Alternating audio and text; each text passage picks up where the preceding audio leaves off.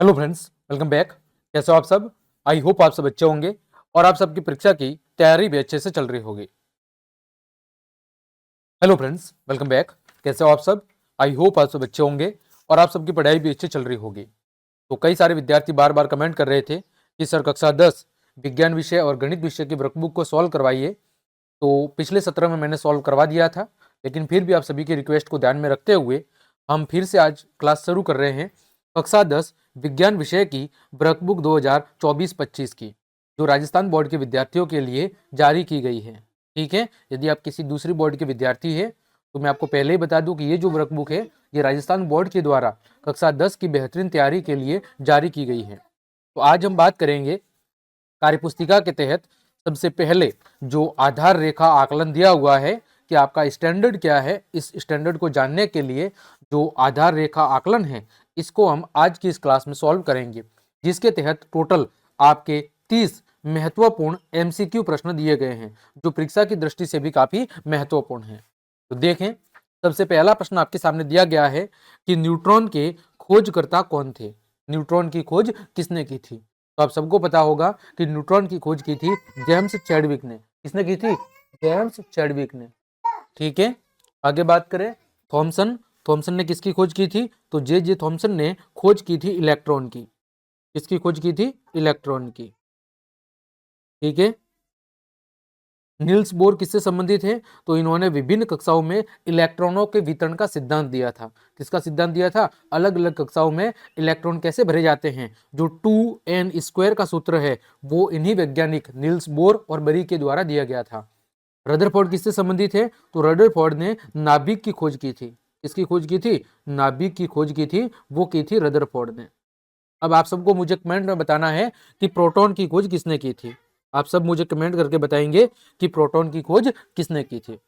आगे बात करूं प्रश्न संख्या 2 की। सोडियम का परमाणु क्रमांक कितना होता है?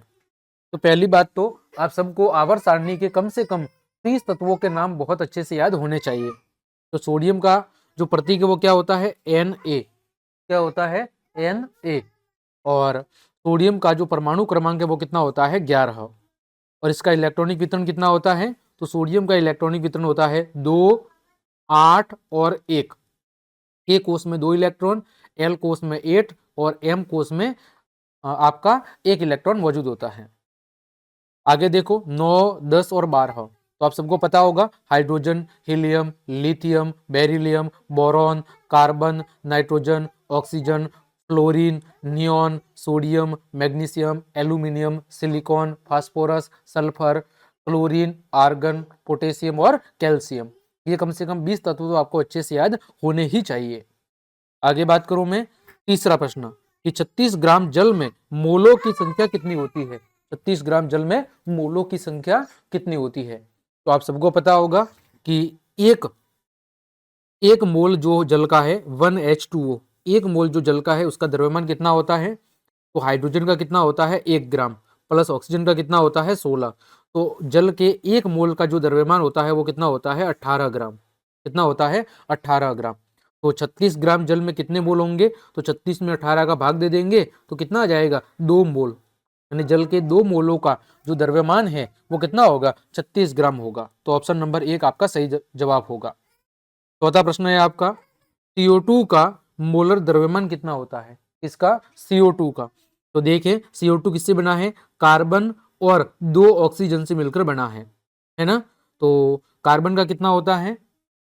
कार्बन का जो द्रव्यमान है वो होता है आपका 12। और ऑक्सीजन का कितना होता है? 1 का 16 होता है, तो 2 गुणा 16, तो 12 प्लस 32 कितना हो जाएगा? 44 ग्राम। ठीक, ऑप्शन नंबर द आपका सही जवाब है। पांचवा, कैल्शियम क्लोराइड का सूत्र क्या होता है?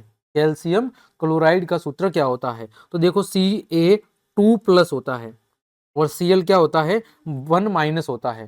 तो यहाँ पर हमें Cl के कितने अणु लेने पड़ेंगे? 2। तो देखो +2 और -2 आपस में संतुलित हो जाएंगे और क्या बनेगा? CaCl2। ठीक है, CaCl2 कैल्शियम क्लोराइड का सूत्र है।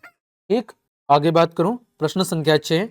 पीतल निम्न की मिश्र धातु होती है। पीतल है मिश्र धातु किसकी होती है? तो पीतल जो धातु है वो बनी होती है आपकी कॉपर और जिंक की। किसकी बनी होती है? कॉपर और जिंक की। कॉपर कितना होता है? कॉपर होता है आपका 80% और जिंक कितना होता है? तो 20% होता है। ठीक है, तो कॉपर और जिंक के मिलने से कौन सी धातु बनती है? पीतल मिश्र धातु बनती है। ठीक, आगे बात करो 7वां, किसी अम्ल का पीएच संभवतः क्या होगा? तो देखो आप सबने पीएच स्केल पढ़ी होगी। पीएच स्केल पर वैल्यू कहां से कहां तक होती है? 1 से लेकर 14 तक। तो 7 से जो कम वैल्यू होती है वो किसकी होती है? अम्ल की। तो यहां पर 7 से कम कौन है? 2। तो अम्ल की वैल्यू कितनी होगी? 2। यानी अम्ल की वैल्यू है वो पीएच स्केल पर क्या होती है? 7 से कम होती है। क्या होती है? 7 से कम। 7 किसकी होती है? उदासीन विलयन की। और 7 से अधिक और 14 से कम कारक की किसमें बीच में होती है? 7 से 14 के बीच में होती है सारक की। 8वां, ब्यूटेनॉल का प्रकार्यात्मक समूह क्या होता है? तो देखो ब्यूटेन किससे मिलकर बना है? ब्यूटेन धन ऑल से। किससे बना है? ब्यूटेन धन ऑल से। और ऑल किसका अनुलग्न होता है? तो ऑल जो अनुलग्न होता है वो होता है एल्कोहल का। जैसे C2H5OH एथिल एल्कोहल। ठीक है, तो ये क्या होगा? आपका एल्कोहल होगा। ठीक है, ब्यूटेनॉल। आगे बात करें प्रश्न संख्या 9 की, कि सोडियम धातु जल से अभिक्रिया करके कौन सी गैस उत्सर्जित करता है? सोडियम जो धातु है वो जल से अभिक्रिया करके कौन सी गैस उत्सर्जित करता है? तो देखिए सोडियम की अभिक्रिया यदि हम जल से करवाएं, किससे करवाएं? जल से, तो क्या बनेगा? NaOH plus H2। ठीक है, तो यहां पर कौन सी गैस निकल रही है? तो यहां पर जो आपकी गैस निकलेगी वो कौन सी गैस निकलेगी? वो गैस निकलेगी आपकी हाइड्रोजन। कौन सी गैस निकलेगी? हाइड्रोजन। आगे बात करूं 10वां, हाइड्रोजन और ऑक्सीजन के मिलने से क्या बनता है? जल बनता है। ये कौन सी अभिक्रिया है? तो यहां पर आप देखेंगे तो जो अभिकारक है, अभिकारक कितने हैं? 2 अभिकारक हैं। अभिकारक कितने हैं? अभिकारक आपके 2 हैं।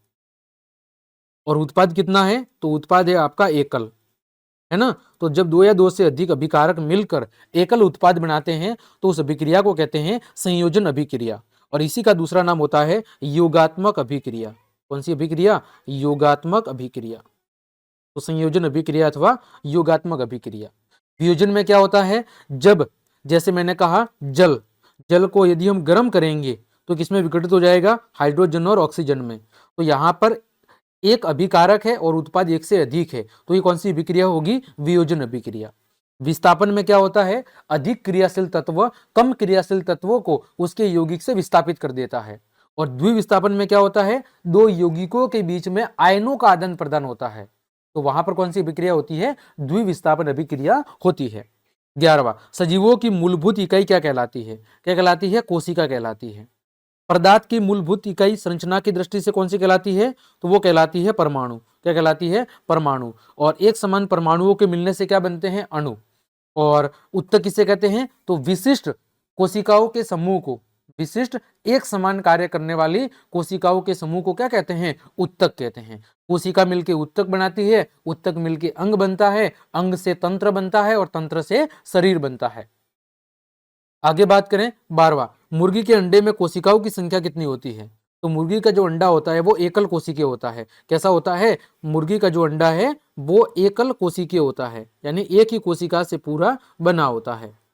ठीक, आगे बात करो 13वां, जल किस अवस्था में पाया जाता है? तो जल प्रकृति में एकमात्र ऐसा पदार्थ है जो तीनों ही अवस्थाओं के अंदर पाया जाता है। ठोस अवस्था में ये क्या होता है? बर्फ होता है। द्रव अवस्था में पानी होता है और गैसीय अवस्था में ये भाप या वाष्प के रूप में होता है। ठीक, 14वां, दालों और दूध में मुख्य पोषक तत्व कौन सा होता है? तो कौन सा होता है? प्रोटीन होता है। मुख्य पोषक तत्व कितने होते हैं? 6 होते हैं। कौन कौन से? कार्बोहाइड्रेट, प्रोटीन, वसा, विटामिन, जल और खनिज लवण, ये 6 भोजन के मुख्य पोषक तत्व होते हैं। 15वां, विटामिन सी के स्रोत का समूह कौन सा है? तो देखो विटामिन सी जनरली खट्टे पदार्थों के अंदर पाया जाता है। इसमें पाया जाता है? खट्टे पदार्थों में। तो इनमें से नींबू, आंवला और संतरा ये तीनों ही खट्टे पदार्थ है, अतः इन तीनों के अंदर क्या पाया जाएगा? विटामिन सी पाया जाएगा। ठीक, आगे बात करो 16वां, कोशिका के किस अंग को आत्मघाती थैली कहा जाता है? तो कोशिका की आत्मघाती थैली कहा जाता है लाइसोसोम को। किसको कहा जाता है? लाइसोसोम को। कोशिका का ऊर्जा ग्रह किसे कहते हैं? माइटोकॉन्ड्रिया को। आगे बात करो 17वां, पुष्प में स्त्री केसर के भाग कौन से हैं? देखो पहली बात तो स्त्री केसर क्या है? तो स्त्री केसर मादा जन्नांग है। क्या है? मादा जन्नांग। ठीक है, तो इसके भाग कौन कौन से होते हैं? तो इसके जो भाग होते हैं आपके वो होते हैं वर्तिका, वर्तिकाग्र और अंडाशय। ये तीनों ही स्त्री केसर के भाग है। 18वां, लैंगिक जनन प्रक्रिया में नर और मादा जन्नांगों में बनने वाली अगुणित जो कोशिकाएं होती है वो क्या कहलाती है? तो वो क्या कहलाती है? युग्मक। क्या कहलाती है? युग्मक। नर युग्मक का नाम क्या है? शुक्राणु। क्या नाम है? शुक्राणु। और मादा युग्मक का नाम क्या है? अंडाणु। ठीक है, शुक्राणु कहाँ बनते हैं? शुक्राणु बनते हैं वर्षण में। और अंडाणु कहाँ बनते हैं? अंडाणु बनते हैं अंडाशय में। और निषेचन की क्रिया कहाँ होती है? फैलोपियन ट्यूब में। आगे बात करूं 19, मेंडल ने आनुवांशिकता संबंधी प्रयोग किस पर किए थे? तो उद्यान मटर पर।